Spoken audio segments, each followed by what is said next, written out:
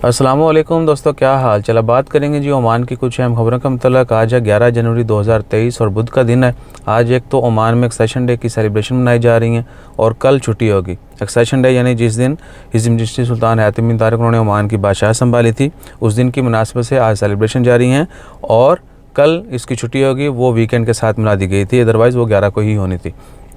तो आज long weekend शुरू होने जा रहा है, जिसकी वजह से ट्रैफिक का भी थोड़ा यानी कवानीन में थोड़ी सी सख्ती की गई है। बड़े ट्रक जो हैं, बड़ी गाड़ियां जो हैं, उनका मस्कत में तमाम मेन रोड जो मस्कत से बाहर जाते हैं उन पर दाखिला आना जाना मना है।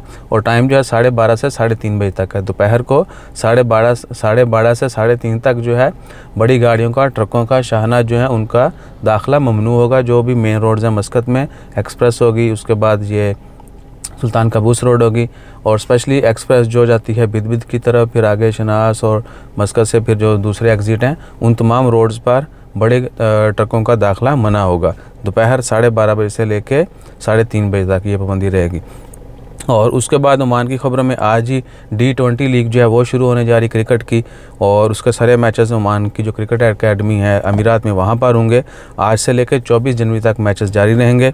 और उसके बाद ओमान की खबरों में ओमान का पासपोर्ट रैंक जो है वो 65 है वर्ल्ड में।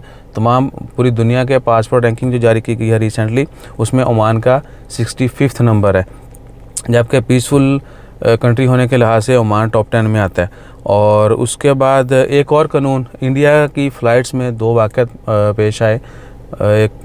दो आदमियों ने दूसरों मुसाफिरों पर पेशाब करने के वाक़यात, ठीक है, उसको लेके एविएशन के यानी इंटरनेशनल फ़्लाइट के जो है ना बहुत सारे कानून में तब्दीली करने का प्रोसेस शुरू हुआ।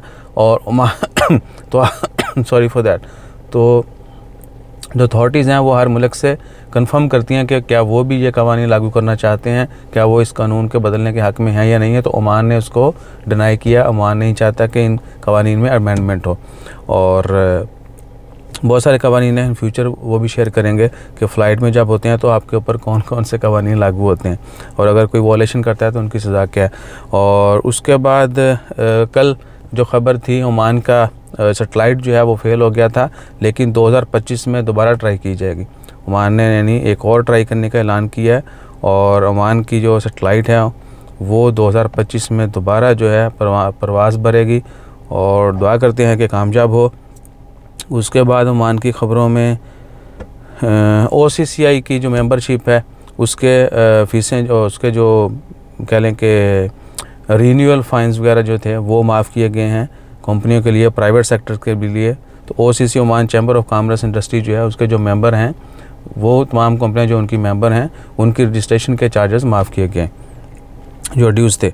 और उसके बाद ख़बरों में वल्लाही कोई बड़ी ख़बर नहीं है, छोटी मोटी जो खबरें आती हैं वो टाइम टू टाइम शेयर कर देते हैं। वीडियो आज फिर काफ़ी लंबी हो गई। अपना ख्याल रखिए, दुआ में याद रखिए और हमारा ख्याल रखने के लिए लाइक, शेयर, सब्सक्राइब, फॉलो करते रहिए। जज़ाकल्लाह, अल्लाह हाफ़िज़।